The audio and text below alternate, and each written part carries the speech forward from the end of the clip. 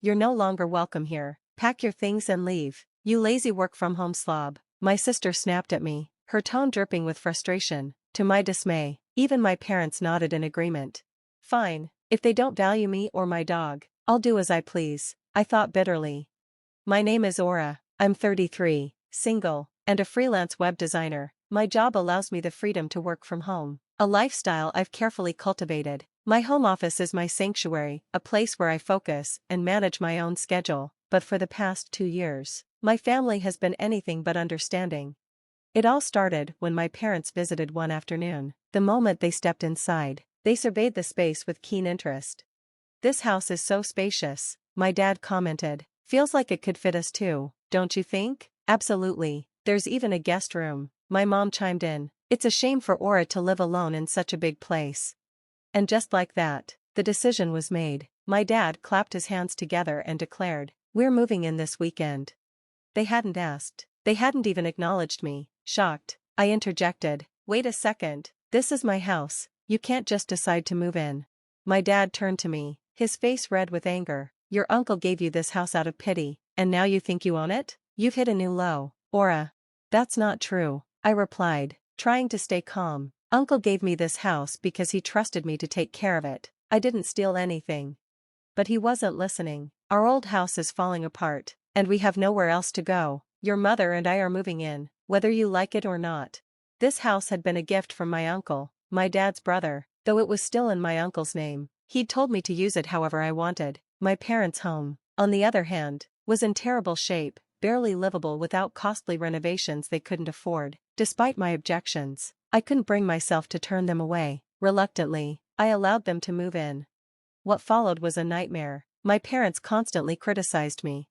"Aura, you're in your 30s now," my mom would say. "When are you going to settle down and get married?" "I'm happy with my work for now," I'd reply, trying to deflect. "Work? All you do is stare at your computer all day," my dad added. "Are you even earning anything legitimate?" "No, I make my living through honest work," I'd say, trying to maintain my composure. But the comparisons to my sister Maya were relentless. Maya, who had a traditional office job, was their golden child. Never mind that her job was temporary and my freelance income was far higher. To them, I was just the lazy one, wasting my time. The final straw came when Maya herself showed up unannounced. She stood at my doorstep, her arms loaded with suitcases. "Maya, what's going on?" I asked, confused. "I'm moving in," she said casually. "I've had enough. I got divorced, and now I need a place to stay." "Wait, what? You're moving in now, without even asking?" I stammered, incredulous. She shrugged. "Mom and Dad already know, don't make a fuss." Before I could argue, she marched upstairs and claimed a room. When I turned to my parents for support, they sided with Maya. And so, my already tense household grew even more unbearable. Every day was a battle against the weight of their judgments and the suffocating chaos they brought into my life. I couldn't help but feel like a stranger in the very home that was supposed to be mine. One day, the fragile peace in the house was shattered. While I was out running errands, my phone buzzed with an incoming call from my sister, Maya. Her tone was sharp and frantic. "Get home right now," she barked. Caught off guard, I asked, "What's wrong?" "It's Max," she shrieked. "He made a mess all over my clothes. What if they smell? This is unacceptable." I took a deep breath, trying to keep calm. "I'll wash them when I get back. It'll be fine. Besides, wasn't it your fault for leaving your clothes on the floor?" "What, you're blaming me for this?" she shot back. "This happened because you don't train your dog properly." "Max is still a puppy," I explained, trying to reason with her. "Accidents happen. If you'd taken him for a walk like you said you would, he wouldn't have made a mess." "I was going to take him later. This isn't my fault, it's yours. And now you owe me compensation for my ruined clothes," she snapped. When I returned home, the situation had escalated. Maya was fuming, and my parents, who had clearly been called into the fray, stood beside her with stern faces. Maya shoved the soiled clothes into my hands. "You'll pay for the cleaning," she demanded. "I'm not paying for anything," I said firmly. "This happened because you didn't take him out and left your clothes lying around." "Don't argue back," Maya shouted. "This is all because you brought that stupid dog into the house." I couldn't believe what I was hearing. "You used to adore Max, and now you're calling him stupid over one little accident? That's not fair." "You're the one who didn't train him," Maya retorted. Take responsibility for your mistakes. Before I could respond, my parents jumped in. Aura, you should apologize to your sister, my mom said sternly. That's right, my dad agreed. This chaos is because of that dog you insisted on bringing here. I was appalled. He's a puppy. Puppies make mistakes, it's part of raising them. Can't any of you show a little understanding? Maya smirked and crossed her arms. Pathetic. Honestly, it's a good thing you're not married. If this is how you'd raise a dog, imagine how terrible you'd be as a mother. Her words hit like a slap. How can you say something so cruel? I asked, shocked. If you took care of things properly, this wouldn't have happened, she said smugly. Then, she pointed at me with a dramatic flourish. I've had enough. I don't want you or that stupid dog here anymore. Get out of this house. What? I asked, dumbfounded. You heard me. Leave. You're nothing but a lazy freeloader who works from home, she sneered. I felt my blood boil. A freeloader? Coming from someone who didn't have a job and was living under my roof? The irony was infuriating, but before I could respond, my parents chimed in. That's right, Aura, my mom said. Maybe it's time for you to go. Your presence is nothing but a burden. You're a jinx, my dad added coldly. This family was better off before you came here. They ganged up on me, their accusations relentless. My patience finally snapped. Enough, I yelled, my voice trembling with anger. If that's how you all feel, then fine. You'll regret this, I promise. Fueled by fury and a sense of betrayal, I packed my belongings, grabbed Max's leash, and stormed out. Maya's parting words echoed behind me. This is all your fault. None of this would have happened if you'd just done as I said.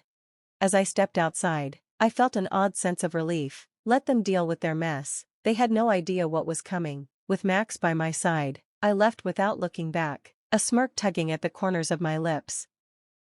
As the days passed, life without my family was surprisingly peaceful. I moved into a small, cozy apartment with Max, and it felt like a weight had been lifted off my shoulders. I could finally focus on my work without constant criticism or interference. The silence was a welcome change from the daily chaos I had endured for so long. Meanwhile, my family's situation started to unravel without me. My parents, who had once relied on me for everything, were struggling to maintain the house on their own. The stress of managing everything fell squarely on them, and their financial difficulties worsened without the support I had been providing. Maya, too, faced challenges, as her bitterness toward me only deepened the rift between us. Her complaints about Max, and her selfish attitude, had cost her any remaining relationship with me. One afternoon, about a month after I left, my phone rang. It was my mother. Aura, can we talk? She asked, her voice softer than I'd ever heard it. I took a deep breath before responding. What's this about? She hesitated for a moment. We've realized that we were wrong. About you, about Max, about everything. I'm sorry. I was stunned. For so long, my parents had been so set in their ways, never willing to admit when they were wrong, but now, it seemed like they finally understood. Your father and I have been struggling, and we see now how much you were doing for us, how much you did for them, she continued. I think we took you for granted, and I'm sorry for that. I let the words sink in before answering. I didn't want to leave, but you made it impossible. I had to do what was best for me. There was a long pause before she spoke again. I know, I wish things had been different. I'm ashamed of how we treated you. I felt a lump form in my throat. This was the apology I had waited for, but it came too late. I appreciate the apology, but it's not just about the house or Max. It's about how you've treated me for years, I said, my voice steady but firm. I need space, Mom. I need time to heal. She sighed. I understand. If you need time, we'll give it to you. In the days that followed, I kept my distance. The apology, while meaningful, didn't erase the years of resentment that had built up between us, but it was a start, a sign that maybe, one day, we could rebuild our relationship on more equal ground. As for Maya, I heard through the grapevine that she'd been forced to move out of my parents' house after a series of arguments with them. She wasn't doing any better than I had been, and the irony wasn't lost on me. I couldn't bring myself to feel sorry for her. She had made her choices, and now she had to live with the consequences. For the first time in a long time, I felt at peace. I was living my life on my own terms, no longer trapped in a toxic environment, and I had a feeling that things would only continue to improve from here. Max, by my side, was the only family I needed now.